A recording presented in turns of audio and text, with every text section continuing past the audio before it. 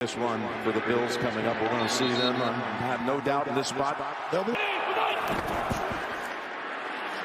looking to the end zone for the win. He caught it. Ball game.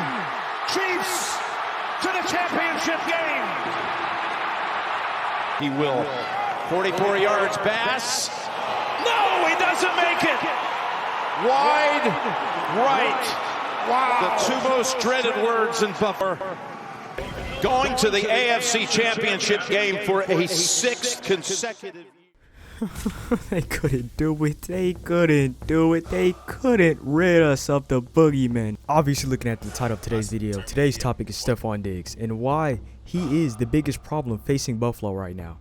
Because if I'm being honest, if Buffalo had a true #1 receiver, a true #1 guy to throw to that day, we might be telling a whole different story than from what happened on Sunday. I'm not even going to sugarcoat it, not even going to play around with the intro. I'm just going to say it right now, there are multiple times where Stefon Diggs on the field while watching the game just didn't feel like he wanted it. It didn't look like he wanted to win the game that bad. We all know about the obvious drop pass in the fourth.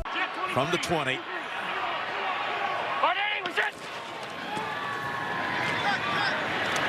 Allen again launches one long for Diggs. Oh, and it went through his hands. Oh my goodness, this was launched.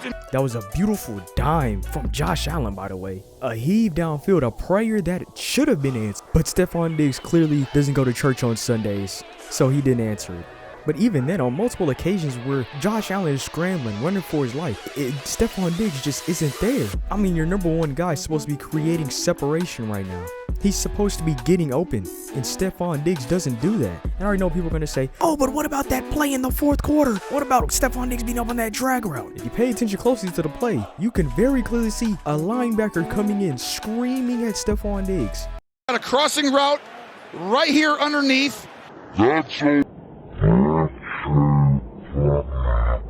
At best, Stefon Diggs catches that for a 10-yard catch. At worst, he's laid out and drops the ball. Plus, when there's a wide open receiver just sitting in the back of the end zone, waiting for Josh Allen to throw him a perfect ball, which sadly he didn't deliver on. I think taking that guy sitting in the end zone is much better than taking Stefon Diggs, especially in that situation where there's a linebacker running full speed at him. So once again, Stefon Diggs isn't absolved because of that one play where he ran a kinda okay route. It's been clear to me and many others, Stefon Diggs just doesn't want it, man. Some say he ruined the losing community. He's done irreversible damage to him. But I mean, hey, honestly, I would say the new leader of the losing community is JJ McCarthy. At least he got the job done afterwards. Stefon Diggs hasn't really contributed in the playoffs since then. I mean, let's really look at it. Like really look at it. If we look at Stefon Diggs' playoff stats this year, 10 catches, 73 yards, and a fumble. On the first play of the game, the first catch of the game for Buffalo, Stefon Diggs coughed the ball up. Had it not been for Dalton Kincaid patting the ball out of bounds, they might have already lost the ball. That's not something you want from your #1 receiver. That's not even something you want from your #2, #3. You don't want that from any receiver. But for some reason with Stefon Diggs, it's just okay. It's just acceptable. I mean, even it's not even that just this playoff run. We can date it all the way back to last year. In his game against the Bengals, they didn't really have that good of a game. Stefon Diggs' last good playoff game was against the Miami Dolphins in the wild card round, and he still didn't put up a touchdown in that game. We have waited 2 years for a Stefon Diggs playoff touchdown, and he has yet to deliver. I'm sorry, but at this point, it can't be put on Josh Allen. Loss can't be. We can't just blame it on Josh Allen every time, especially when looking at his #1 receiver, not really helping him out, not doing him any favors. And now he's suffering. See, I think one thing we do as a community, we do a terrible job at holding receivers accountable. Because I feel like Stefon Diggs should be getting railed way more, especially refusing to talk to the media after the previous year of him dogging on Josh Allen for not getting him the ball. I don't know his exact amount of targets, but he's gotten a good amount of targets this season, and I'll put him on screen. And even then, after week 6, he put up terrible numbers, bringing up my graphic once again. Since week 6, Stefon Diggs has 58 catches, 563 yards, and 3 touchdowns. That is #2 to even 3 receiver behavior. Like, bro, it's just time to call it what it is, bro. Martin Luther King III is buns. He's bad at the game. It might be time to unplug the controller. Because I'm not gonna lie, Stefon Diggs, you're on the bad side of 30.